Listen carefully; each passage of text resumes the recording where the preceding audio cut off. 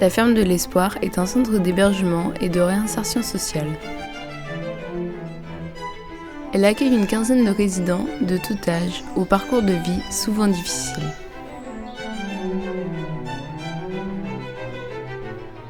Oumar, Kylian, Jacqueline et Raphaël ont accepté de nous raconter des fragments de leur histoire.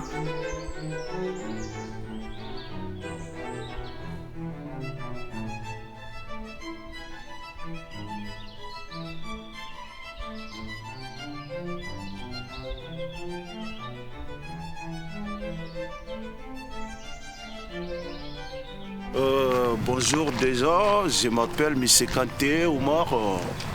J'habite là et ça fait 3 mois. Donc vous pouvez venir avec moi.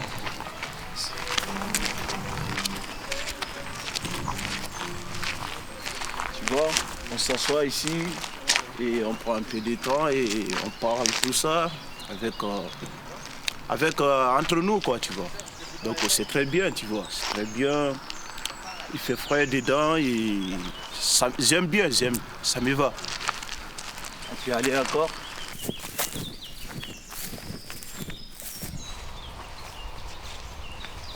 Je m'appelle M. Oumar Kanté et j'ai 21 ans et voilà, j'habite à Ferme de l'Espoir. Bon, premier d'abord, c'est immigrant. C'est immigrant et je viens de mon pays qui s'appelle la Guinée-Conakry. C'est le trajet que je vais vous expliquer, là où j'ai passé jusqu'à ici. J'ai passé au Mali, après au Mali, en Algérie, après en Algérie et j'ai passé aussi à Libye.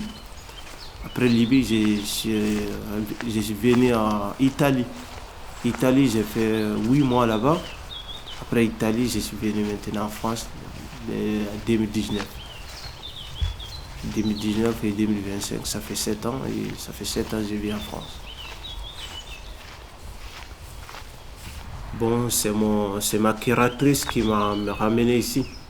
J'étais jeune majeur et après le contrat est fini et ils m'ont passé là où il a trouvé pour que soit habité, c'est ici. Donc elle m'a ramené ici, en ce moment j'habite ici. Bon, c'est pas toujours bien, mais on fait avec. Sinon ça va aussi. On est là et les choses ça se passe comme ça doit être, tu vois. Et on n'est pas là pour l'éternité aussi.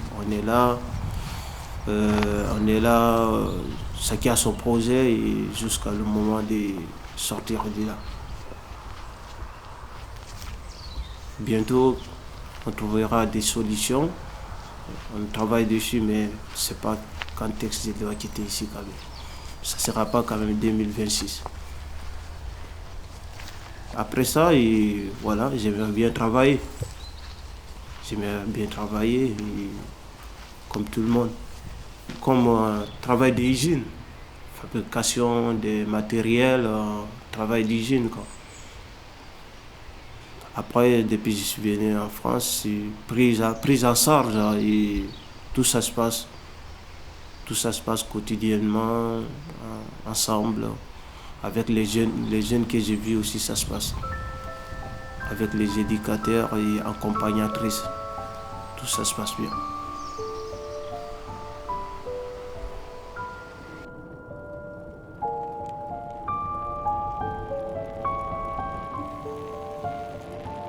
Moi du coup c'est Kylian, j'ai 22 ans, je suis résident à la ferme de l'Espoir. Du coup j'étais du côté de Toulouse. J'avais une vie totalement basique, hein. J'étais l'enfant du quartier qui avait tout ce qu'il voulait, quoi. Donc c'était assez perturbant de me dire que j'étais juste le fils de riche du quartier et tout. Donc j'avais une vie incroyable avant que tout se passe comme ça.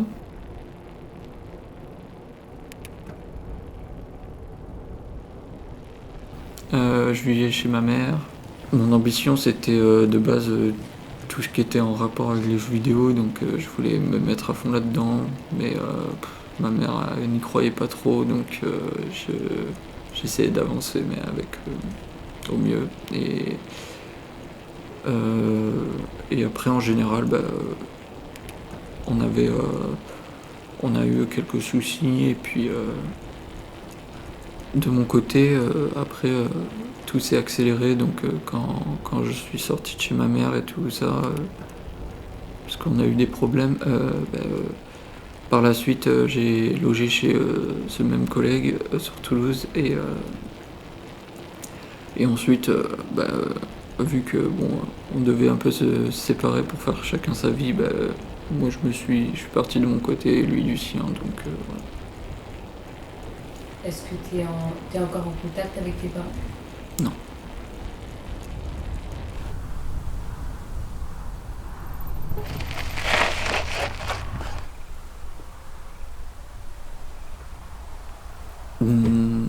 J'ai des passions comme la photographie et tout ce qui est en rapport avec le cinéma.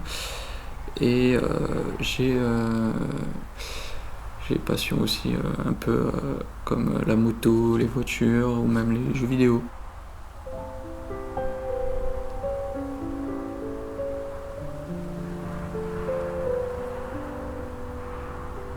Depuis que je suis petit, depuis que je sais tenir une caméra, j'ai adoré ce délire de tout le temps se filmer, être acteur de soi-même et tout. Vraiment, j'ai toujours adoré ça.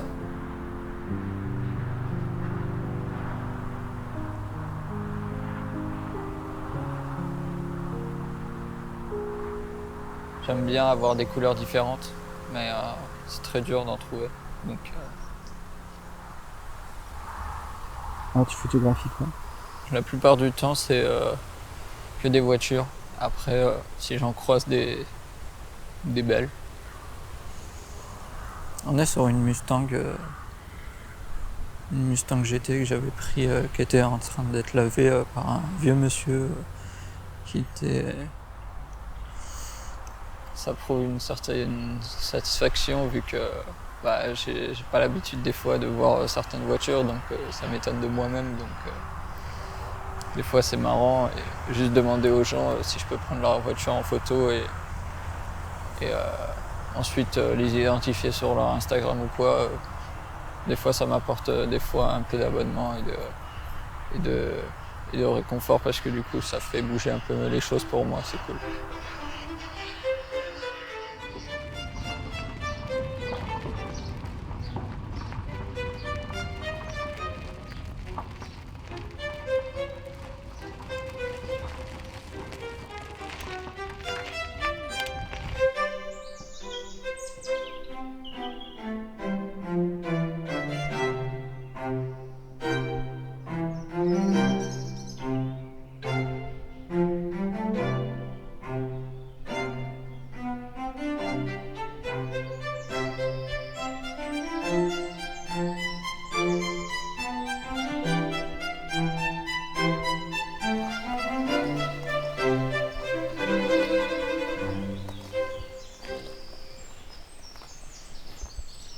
J'ai été du coup à la rue pendant 4 ans. J'ai été amené à être dans la campagne, à me débrouiller tout seul. Après j'ai été en ville et il y a une dame qui est venue me prendre avec elle lorsque j'étais sur un banc et j'étais en train de dormir. Et elle m'a dit viens avec moi, je vais te donner un toit et à manger. Donc je l'ai suivie, on a été à Loudun. Et de Loudun, après, je suis resté 1 an avec elle. Et après, vu qu'elle est tombée gravement malade, j'ai été amené à retourner une fois dans la rue. Et après, j'ai été hébergé chez un ami et qui m'a expliqué qu'il y avait la ferme de l'Espoir à Châtellerault. Et du coup, je suis allé à Châtellerault. Ça fait combien de temps que tu es ici? 2 ans et demi. Ça va faire 2 ans et demi, ouais. Tu comptes y rester? J'attends qu'une place se libère dans une autre structure et après j'attends qu'il y ait... parce que je suis sur une liste d'attente, alors j'attends de remonter dans la liste et je préparerai mes bagages et puis je m'en irai. Parce que j'ai une addiction et c'est l'alcool, alors j'essaie de m'en débarrasser. Donc j'ai un médicament qui est très fort à prendre, une injection, une fois par mois. Et voilà. C'est pas trop difficile? Là si, c'est compliqué. Le médicament il m'endort, il me brûle de partout. Et je perds l'appétit.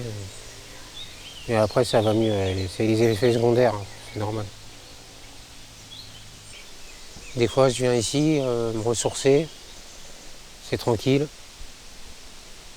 Et j'aime bien être extérieur de la ville, être loin de la ville c'est bien.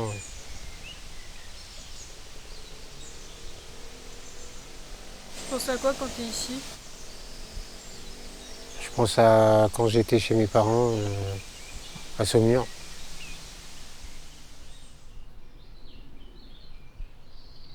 Comment t'es tombé dans l'addiction justement de l'alcool? Mon père buvait beaucoup aussi.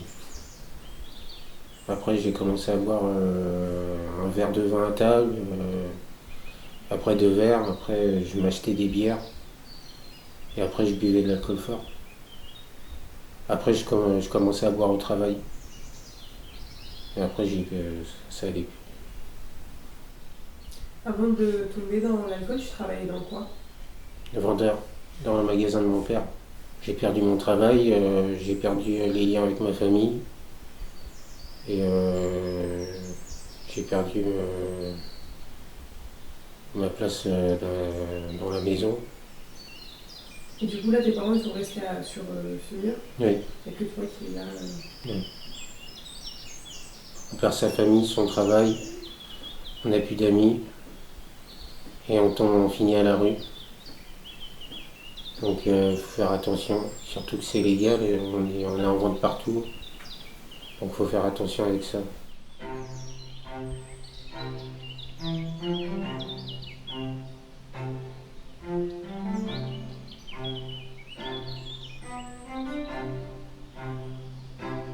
Oui, je dois aller au logis de la cour à Chasseneuil. Je vais y rester peut-être 1 an, 2 ans, ça dépend. Et on va travailler mon projet pour reprendre un travail et essayer de sortir de l'alcool définitivement. Parce que j'ai souvent des envies de boire aussi. Alors, et comme ça arrive de temps en temps qu'il y en a un qui boit, ça me tente. Et qu'est-ce que tu fais quand tu as des envies comme ça pour pas céder justement, c'est pas trop difficile? Je mange du sucre, beaucoup de gâteaux. Et heureusement que j'ai mon traitement parce qu'il me coupe les envies de boire aussi.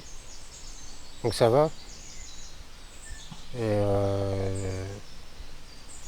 j'essaye de m'occuper. Je fais de la maquette parce que j'aime bien les maquettes. Et sinon, je regarde des films. J'essaye de m'aérer la tête à penser à autre chose. Là, je voudrais faire de l'aide humanitaire. Ouais. Partir dans les pays pauvres et essayer d'aider les gens. Ça fait longtemps que tu penses? Ouais. Et pourquoi tu aimerais faire ça? Là, je ressens l'envie de voyager, découvrir d'autres cultures, d'autres façons de vivre et d'aider mon prochain, quoi. Voilà.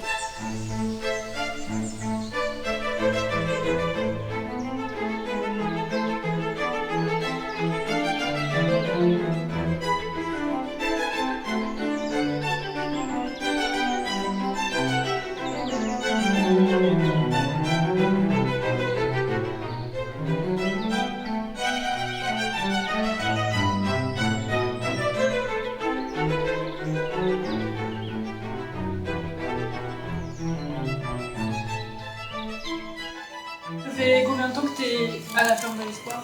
Ça fait 2 mois et là je vais retrouver un lieu de vie bientôt. Mais c'était un peu galère ma vie. Ouais. En fait, quand j'étais à la rue, ça a été suite au squattage des jeunes de mon appart. Là j'ai erré pendant 6 mois dans Poitiers, quoi. Enfin, 4 à 6 mois entre chez mon père, chez un ami qui habitait à Saint-Éloi et à droite à gauche, quoi. Jusqu'à temps que je prenne la décision de m'arracher de Poitiers parce que j'avais plus de vie, quoi.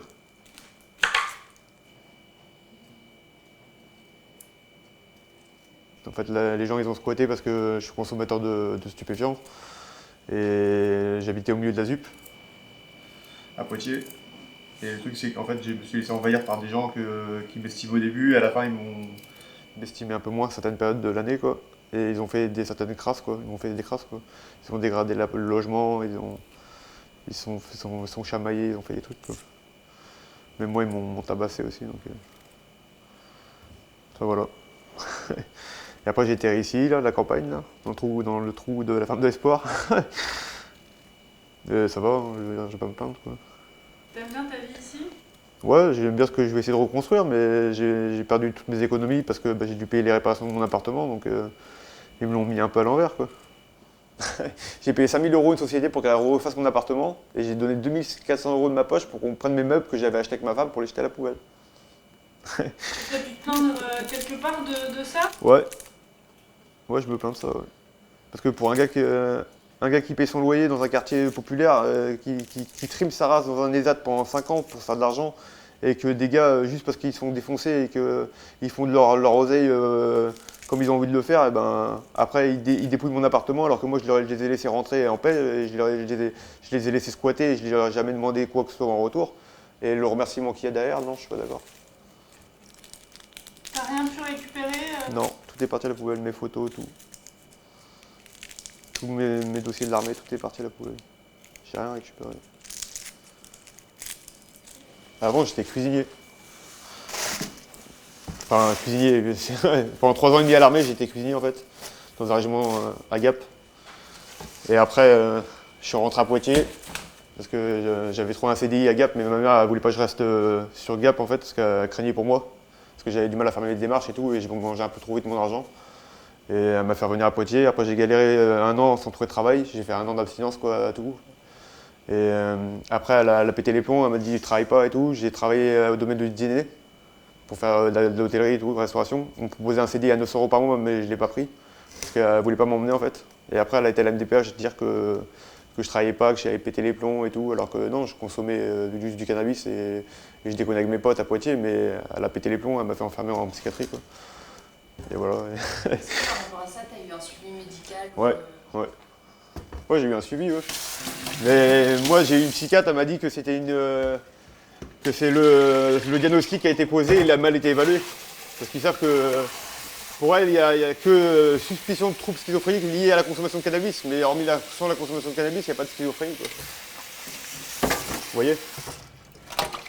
Parce que j'ai jamais été violent, je me suis jamais battu, moi. Je me suis fait tabasser, mais je n'ai jamais connu quelqu'un. J'ai jamais tabassé quelqu'un, moi. Ils t'ont diagnostiqué quoi? Schizophrène. Affectif.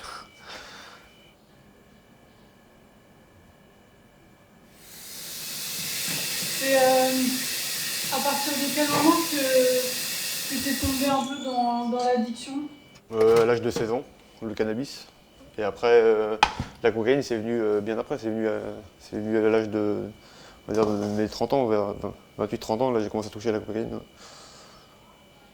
C'est tes fréquentations qui t'ont amené à la cocaïne? Comment ça s'est passé? Non, c'est volontairement, j'ai voulu voir ce que c'était. J'en ai entendu parler pendant des années, que les gens ils disaient qu'il ne faut pas toucher. Et j'ai vu des gens dans l'hôtellerie pour tenir des heures de travail, ils consommaient de la cocaïne le soir.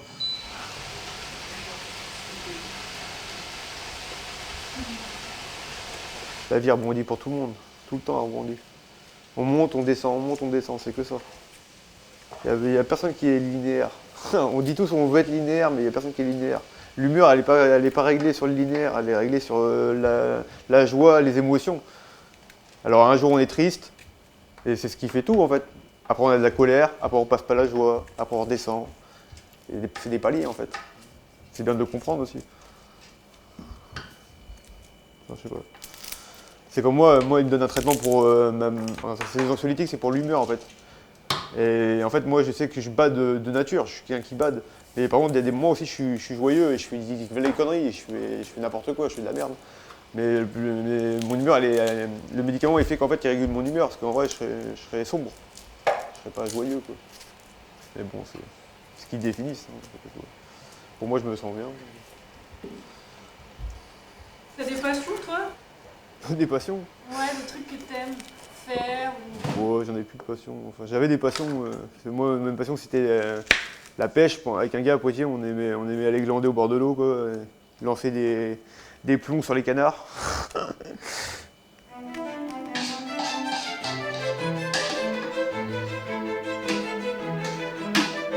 Quelques semaines après notre passage, Raphaël a déménagé dans un nouvel appartement.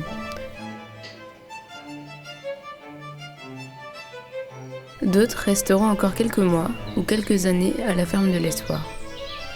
Ici, on prend le temps de se poser, de reprendre des forces et de construire un nouveau départ.